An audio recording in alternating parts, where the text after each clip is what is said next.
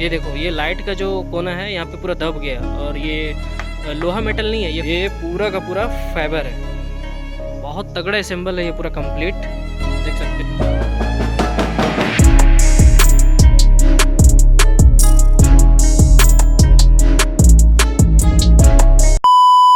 Hello दोस्तों, आज हमारे पास आई है महिंद्रा की न्यू XUV700, और वो भी एक्सीडेंट होके आई है। ज़्यादा तो मेजर काम नहीं है इसमें, लेकिन वो दिखाता हूँ मैं क्या डैमेज हुआ इसमें और क्या चेंज होगा। ये सब तो पीछे का जो देख रहे हो, ये डिक्की खुला हुआ है, इसका ये रहा इसका डिक्की। ये देखो, ये लाइट का जो कोना है यहाँ पे पूरा दब गया, और ये लोहा मेटल नहीं है, ये फाइबर मेटल है। आप देख सकते हो, ये पूरा का पूरा फाइबर है। बहुत तगड़ा असेंबल है ये पूरा कंप्लीट, देख सकते हो। और वो भी महिंद्रा, सोच सकते हो कि कितना बिल्ड क्वालिटी है। जो फाइबर आइटम पीछे का डाला है, ये पीस, ये पैनल जो है, ये फाइबर आइटम है। बाकी बहुत कम गाड़ी में ये फाइबर दिखने को मिलता है पीछे साइड का, वो भी डिक्की।